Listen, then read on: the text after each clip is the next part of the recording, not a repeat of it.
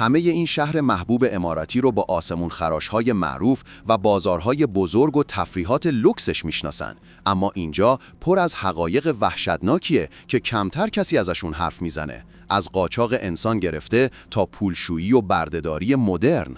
درسته که دبی بهشت آدمای پول داره، اما بهشت آدمای سودجو و خلافکارم هست. امروز میخوایم از بخش‌های شوکه کننده دبی براتون بگیم. پس اگه برنامه سفر به کشور امارات رو داری یا دلت میخواد روی یکی از برجای خفنش سرمایه گذاری کنی، اول یکم صبر کن و تا آخر ویدیو همراهمون باش. شاید نظرت عوض بشه. یادت نره ویدیو رو لایک کنی و کانال دانستنی نور رو هم سابسکرایب کنی.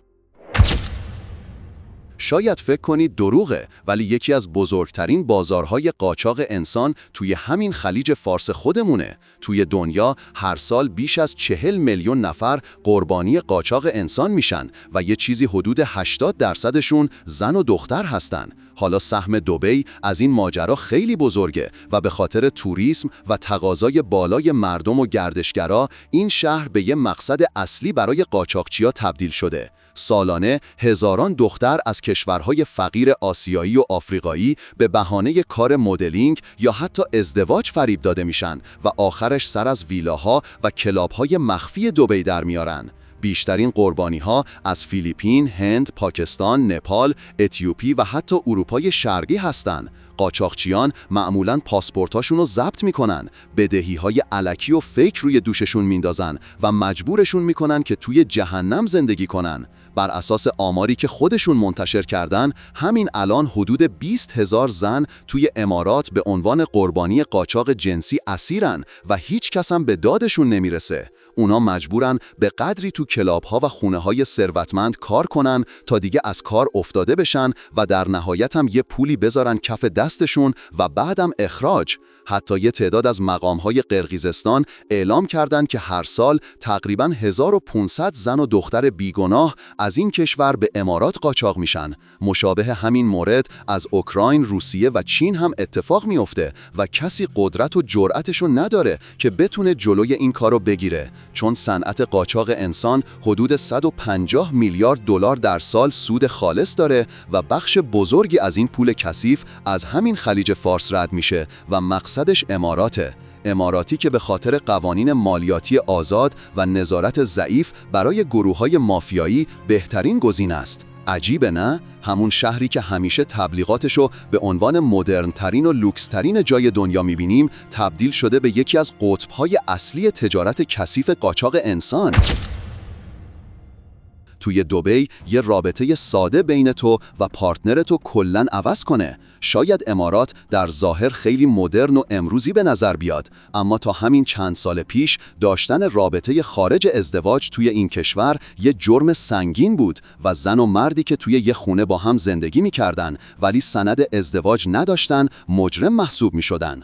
وقتی هم که پلیس متوجه میشد، اون زن و مرد 6 ماه میرفتن زندان و یه جریمه سنگین میدادن و بعدم دیپورت شدن. یه چیز عجیب دیگه اینه که تو دبی اگه بچه‌ای بدون ازدواج والدینش متولد بشه، نه شناسنامه میگیره، نه بیمه میشه و نه حتی میتونه مدرسه بره. تا سال 2020 زنی که بدون شوهر باردار میشد ممکن بود به زندان بیفته یا از کشور دیپورت بشه.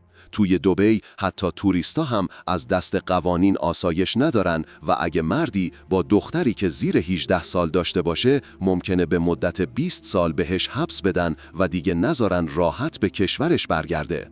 اما از 2020 اوضاع امارات یکم بهتر شد و قانون تغییر کرد و الان دیگه رابطه خارج ازدواج برای بزرگسالان جرم نیست و کسی فقط به خاطر زندگی مشترک با جنس مخالف یا بارداری بدون ازدواج زندان نمیره و جریمه نمیشه.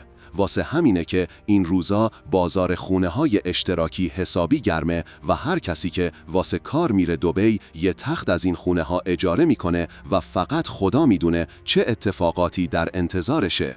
اما همچنان قوانین مربوط به بچه‌هایی که بدون ازدواج به دنیا میان سر جاشه و دردسرای قانونی خودشو داره.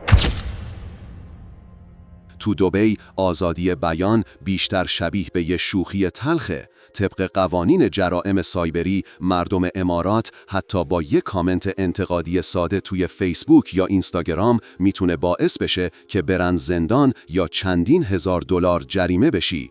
شاید باورت نشه، ولی سال 2019 یه توریست انگلیسی فقط به خاطر گذاشتن یه پست فیسبوکی که توش پلیس امارات رو نقد کرده بود 3 سال افتاد زندان. عملاً سطح انتقاد پذیریشون زیر صفره. آمار رسمی هم اینو تایید میکنه. فقط تو سال 2023 بیش از 100 پرونده افترا انتقاد آنلاین ثبت شده که بعضی از اونها شامل جریمه‌های سنگین تا 500,000 درهم بودن، یعنی حدود 135,000 دلار. شمایی که میخوای این کشور رو واسه زندگی انتخاب کنی، باید بدونی اینجا حتی فرستادن یه ایموجی تهدید کننده وسط دعوا تو واتساپ جرم محسوب میشه و اگه طرف مقابل ازتون شکایت کنه جریمه سنگینی داره. همون ایموجی هایی که توی ایران راحت استفاده میکنی و روزی 100 بار برای این و اون میفرستی، تو دبی ممکنه تو رو برای سالها زندانی کنه. حالا فکر کن به اعتراضهای خیابونی. تو دبی تجمع اعتراضی تقریباً غیر ممکنه. هر کسی تلاش کنه جمعیتی راه بندازه، پلیس بلافاصله میاد و همه چیزو میخوابونه و به روش خودش آرامش رو برقرار میکنه. تو سالهای گذشته بارها گزارش شده که کارگرهای مهاجر وقتی به تأخیر در حقوقشون اعتراض کردن، به جای اینکه حقوقشون رو بدن، خیلیاشون رو دیپورت کردن.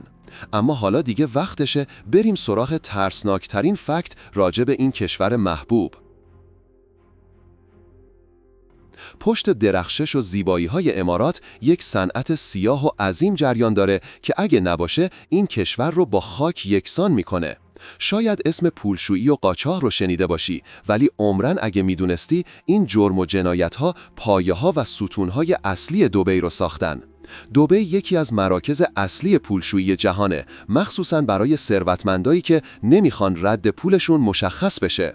طبق آمار سالانه بیش از 20 میلیارد دلار پول مشکوک از کشورهای مختلف وارد این شهر میشه و درصد زیادی از اون از طریق شرکت‌های سوری که فقط روی کاغذ در دبی ثبت شدن و اصلاً حضور فیزیکی و مشخصی ندارن جابجا میشه و این تازه شروع ماجراست.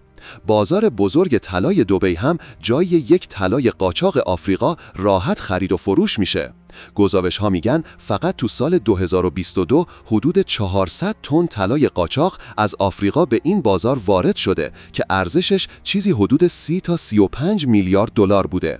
حالا جالب اینجاست که اکثر این معاملات توی بازارهای مرموز و پشت پرده انجام میشه. افراد با مدرک جعلی و شرکت‌های سوری بدون هیچ نظارت جدی و خیلی راحت و بی سر و صدا پولشویی میکنن و بعدش سرمایه‌شون رو قانونی جلوه میدن. برای همینه که دبی برای گروه‌های مافیایی که از طریق فروش مواد و قاچاق پول به جیب زدن بهشته، چون اینجا میتونن میلیاردها دلار پول و سرمایه رو بدون ردیابی وارد و خارج کنن. این یعنی پشت هر برج خلیفه، هر جزیره مصنوعی و هر فروشگاه لوکسی توی دبی ممکنه میلیاردها دلار پول کثیف پنهون شده باشه. حالا قشنگ میبینی که دبی با این ظاهر فریبنده و قشنگ چطور میتونه تاریک و پیچیده باشه. اگه میخوای از آخرین راز پشت پرده این کشور سر در بیاری، لایک کن و پارت بعدی رو با دقت ببین. وقتی به برج خلیفه یا جزایر مصنوعی جمعی را نگاه میکنی و با خودت میگی وای چقدر باشکوه، توی همون لحظه هزاران کارگر در شرایط غیر انسانی کار میکنن تا این شکوه و عظمت به چشم بیاد. ساخت و ساز تو دبی تا حالا 10 میلیارد دلار هزینه داشته، اما این هزینه ها تا حالا هیچ کارگری رو ثروتمند نکرده. ثروت که هیچی، حتی شرایط یه زندگی عادی رو هم براشون فراهم نکرده. بیش از 90 نیروی کار دبی مهاجر هستن و اکثرشون از هند، پاکستان، نپال و بنگلادش میان به امید اینکه بتونن یه پولی در بیارن و برای خانواده هاشون بفرستن. خیلی از این کارگرها پاسپورتشون توسط کارفرما ضبط میشه تا نتونن قبل از پایان پروژه کشور رو ترک کنن. بعضیا ماها حقوق نمیگیرن و مجبور میشن با حدود 10 نفر دیگه توی اتاقهای کوچیک 20 متری و شلوغ زندگی کنن، با حموم و سرویس بهداشتی‌های کثیف و اشتراکی و با ساعات کاری روزانه 14 تا 16 ساعت. از اونجایی که تو دمای بالای 50 درجه کار میکنن، اگه زمان کار توی پروژه دچار سانحه بشن یا از شدت گرما حالشون خراب بشه و نتونن ادامه بدن، حتی خدمات پزشکی با کیفیت هم ازشون دریغ میشه. اینجا کارگرا به هیچ عنوان نمیتونن برای دیر کرده حقوقشون اعتراض کنن، چون توسط کارفرما تهدید به دیپورت میشن و عملاً عدالت معنایی نداره. ثروتمندا و سرمایه‌گذارا حد اکثر استفاده رو از آدما میکنن بدون اینکه ازشون قدردانی بشه یا در کمترین حالت حق و حقوقشون به موقع پرداخت بشه. خلاصه که وقتی به دبی نگاه میکنی ظاهرش یه چیزه، اما هزاران قصه تلخ پشت پردش وجود داره و واقعیت‌هایی که هیچکی ازشون حرف نمیزنه. امیدوارم این حقایقی که گفتم دیدگاهت رو نسبت به تبلیغاتی که برای این کشور میشه عوض کرده باشه. فراموش نکن برای حمایت از ما ویدئو رو لایک کنی و کانال دانستنی نو رو سابسکرایب کنی و زنگوله رو بزن تا از ویدئوهای جدیدمون باخبر بشی. تا ویدئوی بعد، خدا نگهدار.